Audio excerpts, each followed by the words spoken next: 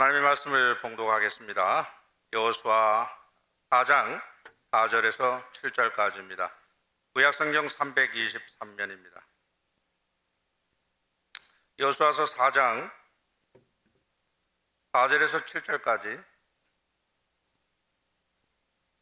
찾으신 분은 저와 함께 봉독하시겠습니다.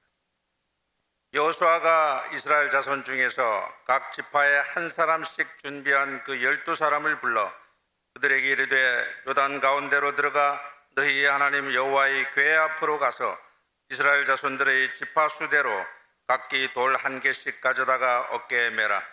이것이 너희 중에 표징이 되리라. 후일에 너희의 자손들이 물어 이르되 이 돌들은 무슨 뜻이냐 하거든 그들에게 이르기를 요단물이 여호와의 언약궤 앞에서 끊어졌나니 곧 언약궤가 요단을 건널 때 요단물이 끊어졌으므로 이 돌들이 이스라엘 자손에게 영원히 기념이 되리라 하라 하니라. 아멘. 오늘 우리가 읽은 본문은 구세대에게 자손들에게 역사를 가르치라. 성경에 몇 번 하나님께서 이스라엘 백성들에게 자손들에게 가르치라고 하고 있습니다. 이스라엘은 아브라함을 택하여서 믿음의 조상 되게 하신 하나님의 후손들입니다. 그런데 하나님의 생각은 이 생각과 다릅니다. 아브라함과 동시대에 살았던 사람으로 욥을 우리는 봅니다. 욥이 아브라함과 동시대에 살았던 사람입니다. 욥이 누굽니까? 성경에서 하나님이 직접 노아, 욥, 다니엘 3대 의인으로 인정한 완벽한 믿음의 사람입니다. 그런데 하나님은 믿음의 사람 욥을 믿음의 조상으로 삼지 않으시고 우상 숭배하는 집에서 하나님이 누군지도 모르는 아브라함을 택하여 믿음의 조상 삼으셨습니다. 여러분, 그 하나님께서 저와 여러분을 천에 하나 만에 하나 택하여 자녀 삼아 주셨습니다. 할렐루야. 아브라함, 이삭, 야곱, 요셉 때에 이제 이집트로 가게 됩니다. 근데 여러분, 하나님은 역사의 주인이십니다. 믿으시기 바랍니다. 하나님 75세 아브라함을 불러서 아브라함은 무자하거든요. 생물학적으로 사라는 아기를 못 놓습니다. 그런데 하나님께서 아브라함아 하늘의 별을 봐라, 바닷가의 모래알을 봐라, 너 후손이 이렇게 많을 것이다. 이거 불가능하거든요. 뿐만 아니라 아직 애가 태어나지도 않았는데 장차 너 후손이 이방에서 객이되어 430년을 보낼 것이라고 예언을 합니다. 근데 놀랍게도 그대로 다 되었습니다. 어떻게요? 하나님께서 하셨습니다. 하나님은 말씀하시는 하나님이십니다. 기록된 성경 말씀, 하나님의 말씀입니다. 지금도 이 말씀은 역사하는 줄로 믿습니다.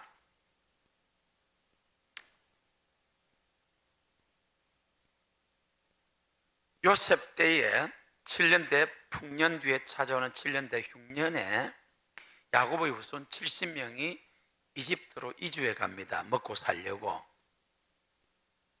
그리고 430년 동안 이집트에 종살이 하는데 70명이 약 200만 명으로 늘어납니다. 그런데 역사의 주인이신 하나님께서 아무도 도와주지 않는 이 불쌍한 노예 백성을 출애굽시킵니다.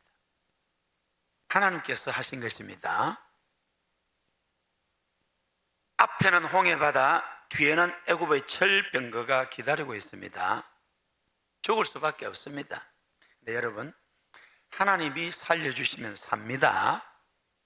하나님이 되게 하시면 됩니다. 하나님께서 막으시면 안 됩니다. 하나님께서 살려주시는 여러분, 하나님께서 되게 하시는 우리 민족 되기를 소원합니다. 할렐루야.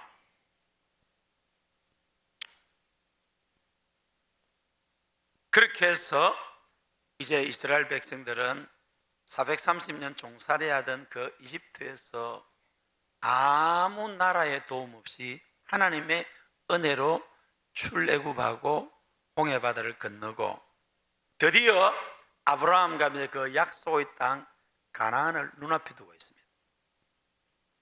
여호수아 모세는 이스라엘 12지파 가운데 가장 탁월한 사람 한 사람씩 12명을 뽑아서 약속의 땅 가나안을 40일 동안 정탐하고 돌아오게 합니다.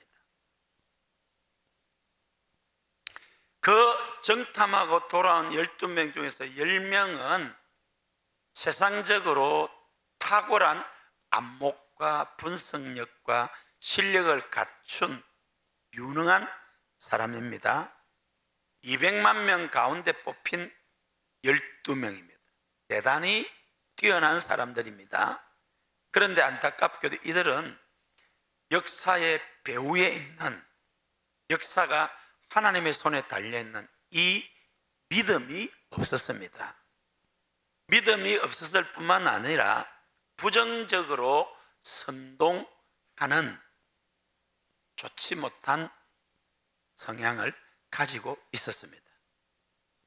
이들이 40일을 정탐하고 돌아와서 10명의 정탐꾼이 한결같이 가나안 땅은 젖과 꿀이 흐르는 좋은 땅이지만은 거기는 이미 가나안 7족속이 자리하고 있어서 우리는 그들 앞에 메뚜기 같다.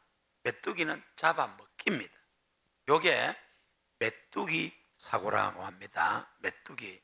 오늘 또 기독교인들 중에 메뚜기 사고에 사로잡힌 불쌍한 사람들이 많습니다.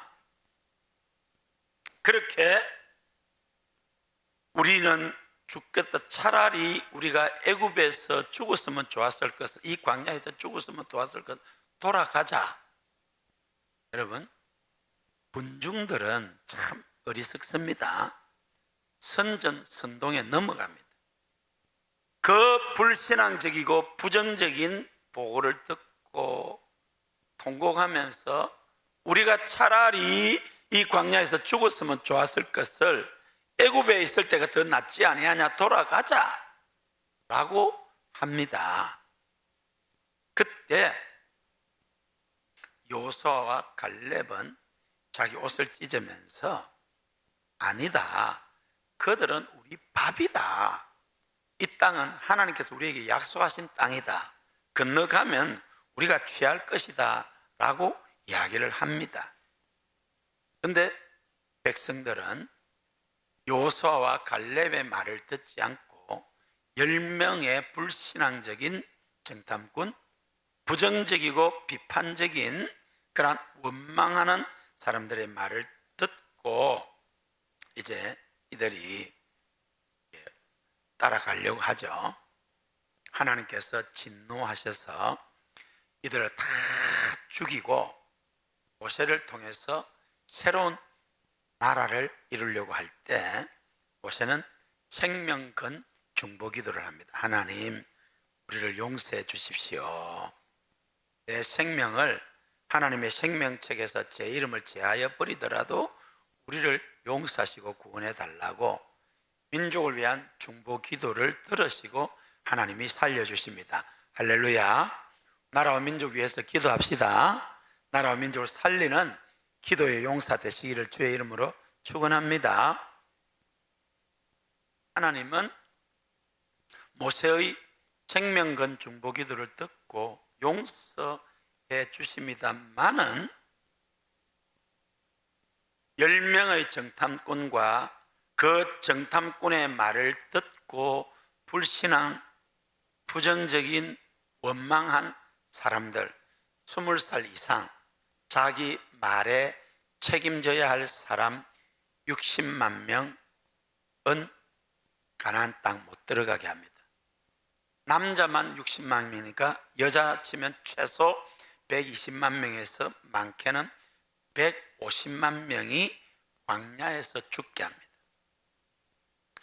40일을 하루를 1년으로 쳐서 40년을 광야길을 방황하게 합니다. 여러분, 가나안 땅까지는 보름이면 갈 수 있는 거리입니다. 천천히 가도 한 달이면 갈 수 있는 거리인데 하나님께서 막으시니까 40년을 못 가게 됩니다. 40년을 못 가게 될 뿐만 아니라 그 20세 이상 된 사람은 그 광야에서 다 죽습니다. 뿐만 아니라 그 선동했던 10명의 정탐꾼들은 재앙으로 죽습니다. 혹시 여러분 가운데 오늘 이 10명의 정탐꾼 같은 사람, 10명의 정탐꾼 같은 사람의 말에 휩쓸려서 불신앙적이고 부정적이고 원망하고 비판하는 자리에 있다면 돌이킬 수 있기를 바랍니다. 그런데 20세 이상은 다 죽는데 여호수아와 갈렙은 살아남습니다. 할렐루야. 여러분, 믿음의 사람 되시기를 바랍니다. 긍정적인 사람 되시기를 바랍니다. 하나님께서 하시는 것입니다. 혹시 지금 광야길을 걷고 있는 분 있으십니까? 여러분 인생의 그 힘든 광야길이 혹시 지난날 여러분의 그 불신앙, 그 부정적인 입술의 열매 때문 아닙니까? 오늘 말씀 앞에서 여러분 자신 한번 돌아볼 수 있기를 바랍니다. 하나님은 광야 40년을 통해서 이스라엘을 새롭게 하셨습니다. 광야 40년은 하나님의 심판이기도 하지만은 하나님의 훈련의 장소였고 또 준비의 장소였습니다. 그렇게 해서 광야 40년을 거치고 가나안 땅에 데려가게 되는데 또 하나 우리가 이해하기 힘든 일이 벌어집니다. 그것은 모세가 죽는 것입니다. 하나님과 직접 대면하여 대화를 했던 모세가 죽으면 가나안 땅 어떻게 들어갑니까? 그런데 하나님은 모세를 데리고 가십니다. 이스라엘 백성은 이제 약속의 땅 가나안을 목전에 두고 못 들어갈 줄 알았는데 여러분, 가나안 땅은 하나님께서 주신 땅이고 약속의 땅이기 때문에 들어갑니다. 이스라엘 백성들의 조건이 아니라 하나님의 은혜로 들어가게 됩니다. 약속의 말씀 붙잡으면 나는 부족하여도 하나님께서 이루실 것을 믿으시기를 바랍니다. 모세 없으면 가나안 땅 못 들어갈 것 같았는데 하나님은 여호수아를 준비시키셨습니다. 이 여호수아를 통해서 하나님은 새 역사를 이루어 가십니다. 할렐루야. 여러분, 여호수아가 얼마나 두려웠겠습니까? 이스라엘 백성들이 성질이 보통이 아니잖아요. 조금만 힘들고 어려우면 원망하고 불평하고 자기는 하나님을 대면한 것도 아니잖아요. 그 여호수아에게 하나님은 여호수아 1장에서 마음을 강하게 하고 담대히 해라. 이 율법책을 내 입에서 떠나지 말게 하고 이 율법을 떠나서 좌로나 우로나 치우치지 말고 말씀이 한 대로 순종하며 나가라. 내가 모세와 함께 했던 것 같이 너와 함께 하시리라. 이 땅을 차지하리라. 할렐루야. 여호수아는 그 하나님의 약속의 말씀을 붙잡고 가나안 정복의 역사를 이루어냅니다. 하나님께서 하신 것입니다. 하나님은 지금도 말씀하시는 하나님이십니다. 그 말씀을 이루시는 하나님이십니다. 모세를 택하신 하나님, 여호수아를 택하신 하나님이 천에 하나 만에 하나 저와 여러분을 택하셨고 여러분을 통해 하나님의 일을 하시기를 원하심을 믿으시기를 바랍니다. 할렐루야. 여호수아는 시딤에서 이제 사람을 여리고 성으로 보내서 정탐합니다. 왜? 정복하려고. 그때 여리고 성에 또 한 사람의 하나님의 사람이 있었습니다. 그 사람은 기생 라합입니다. 무슨 기구한 사연이 있어서 기생이 되었는 줄 모르지만 사람들로부터 무시받고 차별받고 손가락질, 냉대를 받았을 것입니다. 여러분 주변에 혹시 기생이 있다면 아마 무시하고 손가락질하고 수군수군 하지 않겠습니까? 그런데 이 라합에게는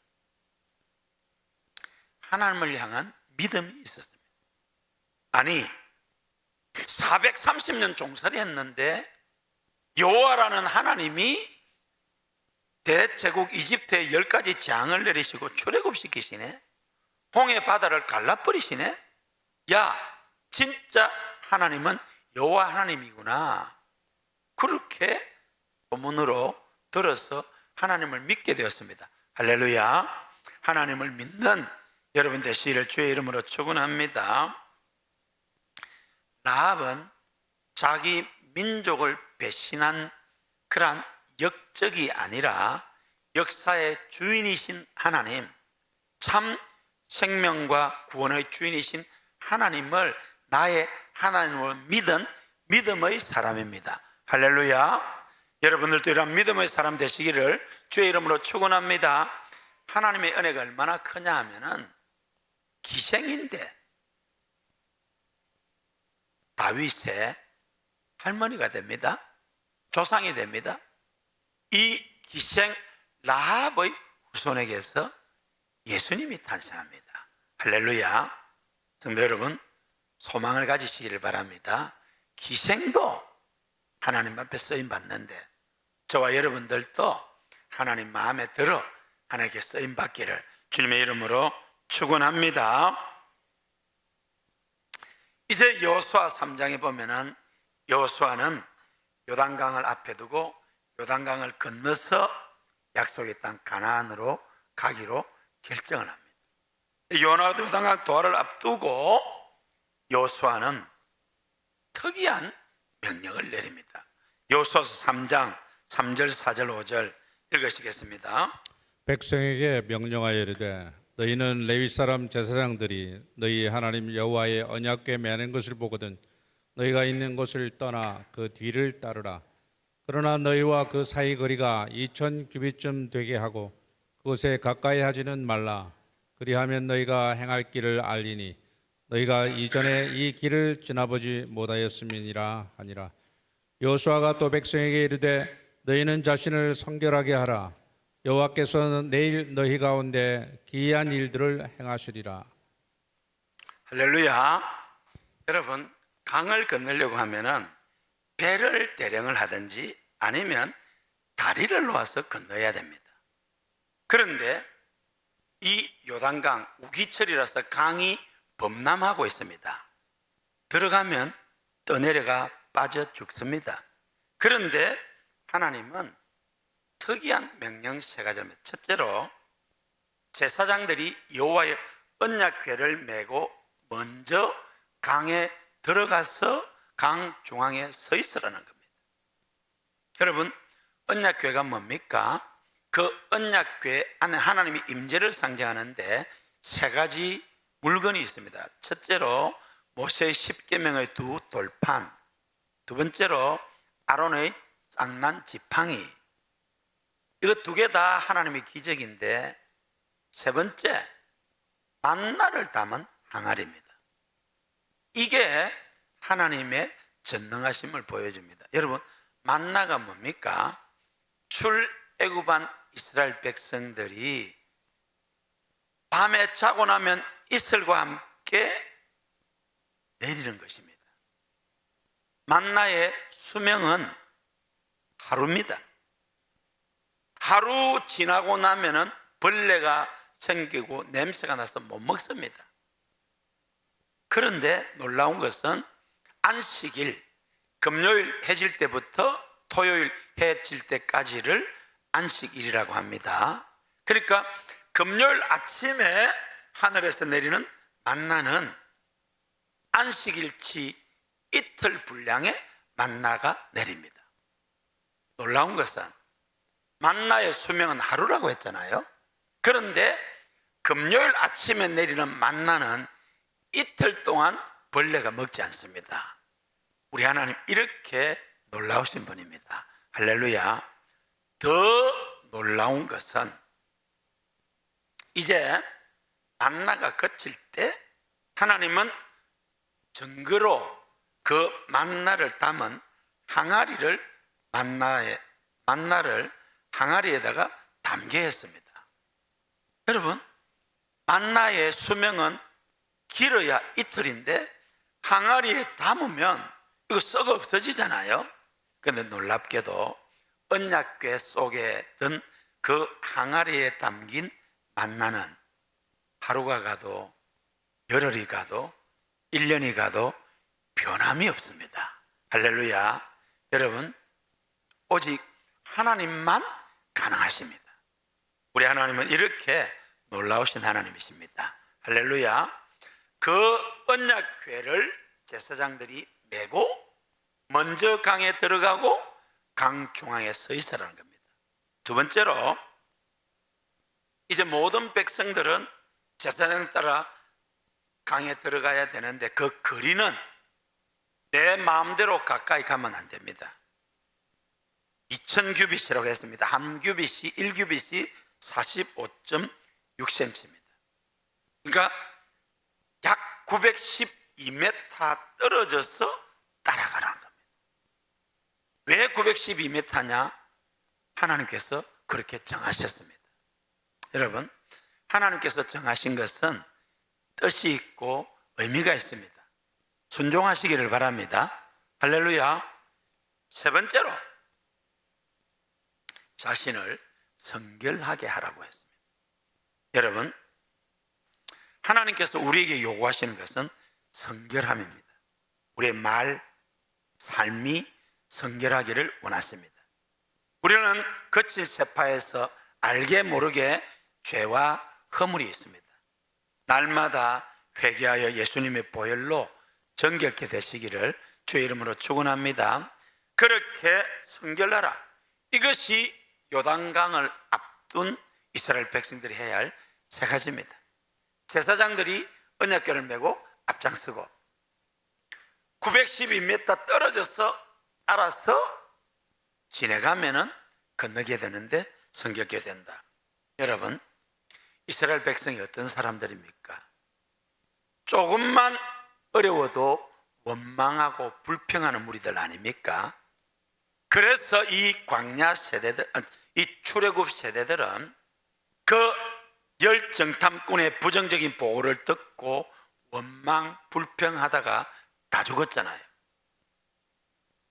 요소서 3장을 자세히 읽어보면은 이제 광야 세대, 광야에서 태어난, 그리고 20세 이상이었고 광야에서 태어난 이 이스라엘 백성들은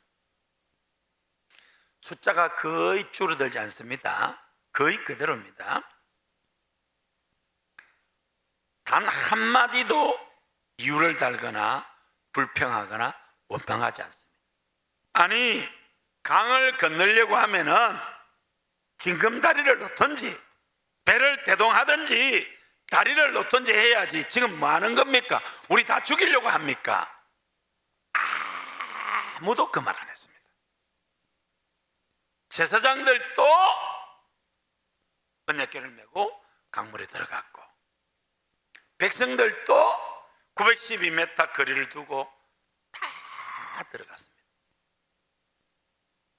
여러분, 출애굽 세대와 광야 세대의 차이가 여기에 있습니다. 광야 세대가 어떻게 이렇게 믿음의 사람이 되었습니까? 광야 세대가 어떻게 이렇게 원망 불평하지 않고 순종의 사람이 되었습니까? 저들은 지난 40년 동안 그들의 아버지 어머니가, 저들의 선생님, 동네 어른 형님들이 어떻게 죽어가는 것을 눈으로 보았습니다. 하루도 빠짐없이 그 광야 40년 동안 사람들은 죽어 나갔습니다. 그 10명의 정탐꾼들은 재앙으로 죽는 것을 들었고 눈으로 똑똑히 보았습니다. 이 광야 40년을 거치면서 광야 세대들은 하나님의 사람, 믿음의 사람, 순종의 사람으로 훈련받아서 그 첫 시험대인 요단강 도하에서 그대로 승리를 합니다. 할렐루야. 사랑하는 성도 여러분, 환경을 바라보지 말고 주님을 바라보시기를 바랍니다. 세상을 바라보지 말고 하나님의 약속의 말씀을 붙잡고 아멘하며 순종하시기를 바랍니다. 그러면 우리 하나님께서 하실 줄로 믿습니다. 할렐루야. 여호와의 언약궤를 맨 제사장들의 발이 요단강 물가에 잠기는 바로 그 순간에 언덕에 넘치던 요단강 물이 흐름을 멈추고 벽을 이루었습니다. 그리고 홍해바다처럼 건너간 것입니다. 할렐루야. 사랑하는 성도 여러분, 역사의 주인은 하나님이십니다. 하나님은 전능하십니다. 지금도 하나님 말씀대로 됩니다. 절대로 낭망하지 말고 하나님을 신뢰하시길 바랍니다. 하나님 말씀 붙잡고 나가면 하나님의 위대한 역사가 일어날 줄로 믿습니다. 하나님은 이스라엘 백성들 그 후손들에게 이 역사를 가르치라는 거예요. 여러분, 세계에서 부세 교육의 역사 교육에 가장 성공한 민족이 유대인들입니다. 저들은 하루아침에 저런 민족이 되지 못했습니다. 주전 722년 북왕국 이스라엘이 아수르에 망했습니다. 불신앙, 불순종, 우상숭배 때문에. 남왕국 유다마저 주전 586년 불신앙, 불순종 때문에 저들이 망했습니다. 그리고 예수님을 십자가에 못 박아 죽이면서 이 피를 우리 후손들에게 돌리소서 겁없이 한 말입니다. 그 말대로 주 70년 로마의 디도 장군에 의해서 이스라엘이 망하게 됩니다. 그리고 2000년 동안 멸시와 천대를 받으며 세계를 유리방황하는 민족이 되다가 하나님의 긍휼로 1948년 5월 14일 이스라엘을 건국합니다. 그러면서 저들은 잘난 역사, 못난 역사, 자랑스러운 역사, 수치스러운 역사 그대로 후손들에게 가르칩니다. 유대인 2차 대전 때 히틀러에서 학살당한 그 가슴 아픈 역사를 그대로 재현하고 가르칩니다. 야드바셈, 용서하라, 그러나 잊지는 말아라. 그 아픈 역사, 슬픈 역사, 고통스러운 수치스러운 역사도 잊지는 말고 교훈으로 삼아서 이 아픔을 되풀이하지 말자. 여러분, 그 유대인들의 교육 성공으로 지금 세계를 지배하고 있지 않습니까? 금년은 광복 80주년이자 대한민국 건국 77주년이 되는 해입니다. 우리나라는 역사 교육이 무너져 버렸습니다. 어른들도 아이들도 역사 교육이 희박해졌습니다. 여러분, 우리의 자랑스러운 역사, 부끄러운 역사 그대로 사실대로 왜곡하지 말고 바로 가르치고 알고 전해야 할 줄로 믿습니다. 여러분, 오늘의 이 자유 대한민국이 하늘에서 떨어진 게 아니잖아요. 우리는 5000년 역사 가운데 가장 슬프고 비극적인 역사를 지난 20세기에 맞이했습니다.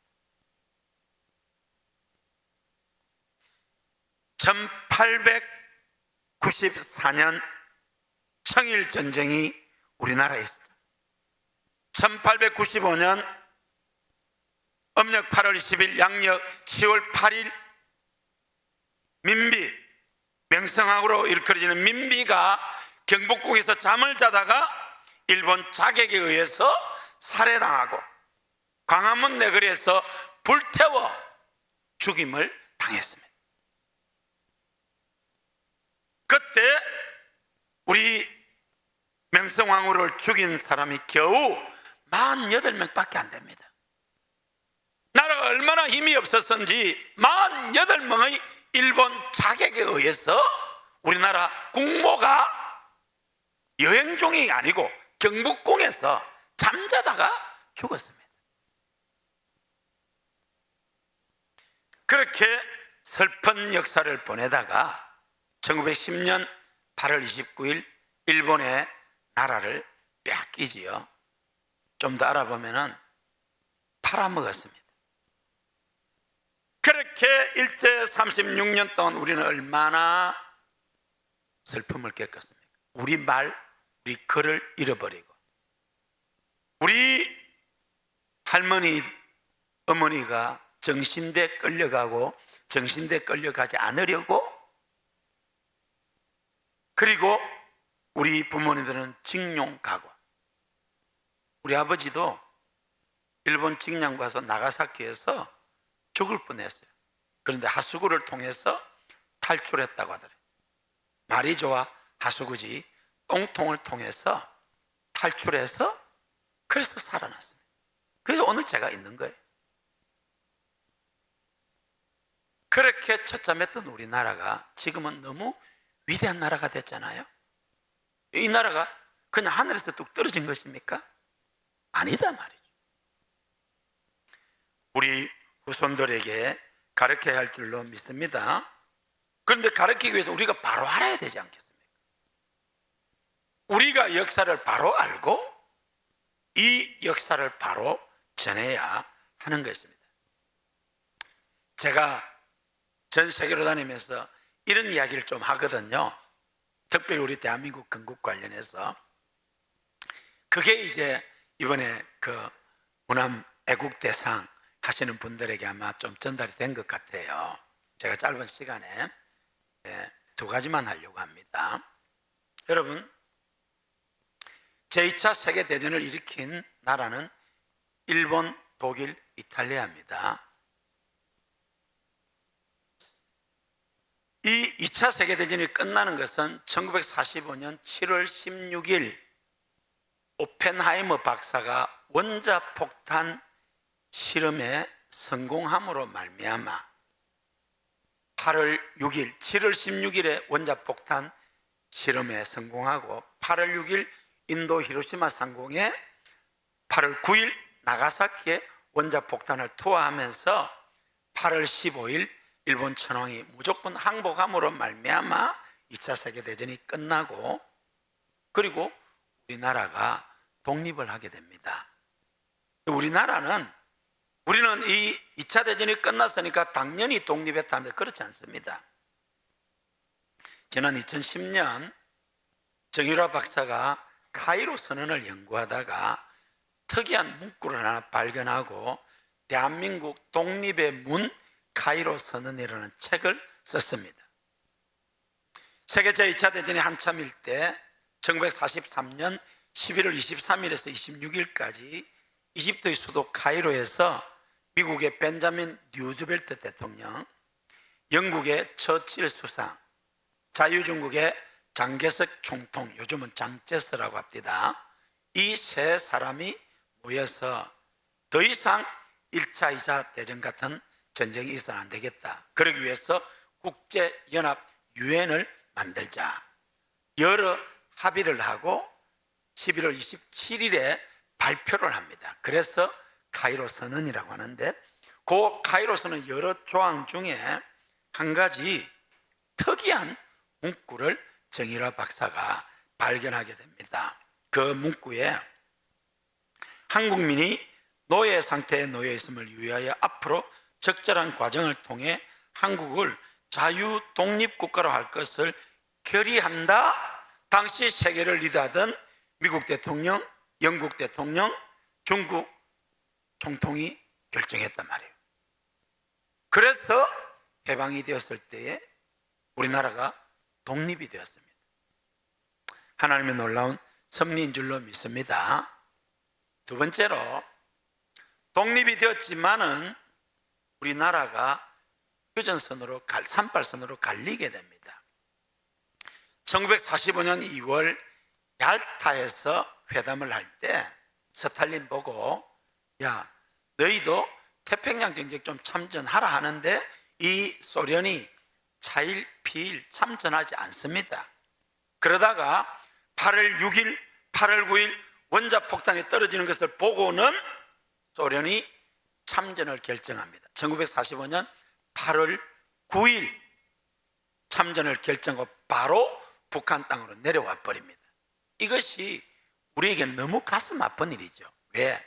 만약에 일본 천황이 좀 더 일찍 항복하거나 소련이 참전하지 않았으면 지금 38선은 나누지 않습니다. 그런데 소련이 불과 일주일 전쟁 참전했지만은 성전국이 됩니다. 그래서 38선 이북은 소련이, 38선 이남은 미 군정하에 들어가게 되지요.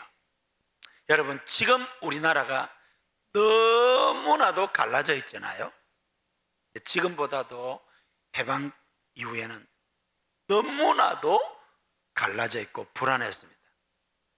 당시 우리 국민 70%가 사회주의를 선호했고 7%가 공산주의가 더 낫다고 했습니다. 자유민주주의가 좋다고 하는 사람은 14%밖에 안 됩니다. 그러면 당시 국제 정세를 볼 때 공산화되는 것은 불을 보듯 뻔합니다. 실제로 동유럽, 소련이 진출한 모든 나라들은 공산화되었습니다. 북한도 공산화되었잖아요. 그런데 우리나라가 어떻게 공산화되지 않고 자유민주주의, 시장경제가 보장된 대한민국을 건국했다는 겁니다. 역사의 주인이신 하나님께서 간섭하신 기적의 선물인 줄로 믿습니다. 1948년 5월 10일 남한 단독으로라도 선거를 하자 해서 제주도 4.3 사태 때문에 2명 안 뽑고 198명이 이제 국회의원이 됩니다. 1948년 5월 31일 재헌국회가 열렸습니다. 재헌국회가 열려서 제일 첫 번째로 한 일이 뭐냐? 하나님께 기도한 일입니다. 지금 현재 국회가 제22대 국회입니다. 제22대 국회는 빨리 해산하면 좋겠어요. 저는 개인적으로 정말 이 입법 독재, 완전 입법 독재입니다. 이게 진짜 마음에 안 들어요. 근데 재헌국회는 여러분 첫 시작을 하나님께 기도합니다. 할렐루야. 당시 종로구에 국회의원으로 당선된 이윤영 국회의원이 목사님인데 아마 이승만 대통령이 미리 기도 준비하라고 했던 것 같아요. 그 기도문을 인터넷에 우리 찾아볼 수 있는데 너무너무 위대한 기도문입니다. 할렐루야. 그리고 1948년 8월 15일 건국, 그래서 이제 건국절입니다. 이번에 하는데 이승만 대통령이 헌법책 위에 성경책을 놓고 선서를 합니다. 아시아에서 이랬던 나라가 없습니다. 그런데 그때 당시 우리 예수 믿는 사람은 우리 3천만, 이제 남한만 따지면 2천만 동포 가운데 불과 1% 조금 넘습니다. 그런데 대통령이 헌법책 위에 성경책을 놓고 나는 하나님 앞에서 헌법과 성경을 바탕으로 대통령의 직무를 수행하겠다. 하나님의 섭리의 결과인 줄로 믿습니다. 할렐루야. 여러분, 20세기 세계를 리드하는 나라는 영국과 미국입니다.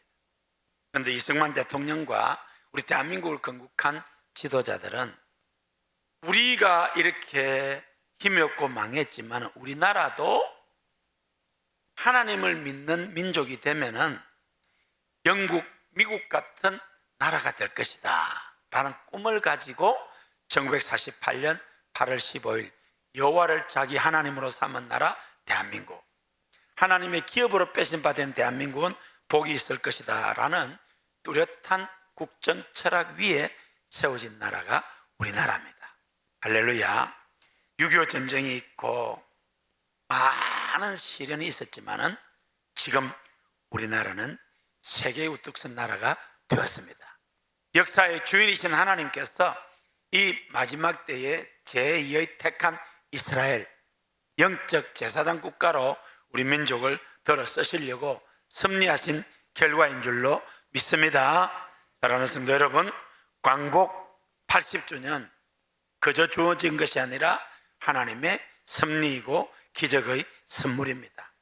대한민국 건국 77주년 여호와를 자기 하나님으로 삼은 나라, 하나님의 기업으로 빼신 바 된 민족이 되면은 우리나라도 복을 받고 세계의 1등 국가가 될 것이라는 꿈을 갖고 시작한 우리나라가 지금 그런 나라가 되었습니다.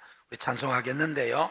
여러분, 광복 80주년 대한민국 건국 77주년을 맞으면서 다시 한번 하나님 사랑, 나라 사랑, 결의 사랑을 마음에 새기며 대한민국에 대한 애국심, 대한민국에 대한 충성심을 다하고 대한민국 잘되기를 바라는 마음으로 달려나가서 정말 이 나라의 민족이 복음화를 이루고 세계선거의 주역으로 쓰임받기를 소원합니다.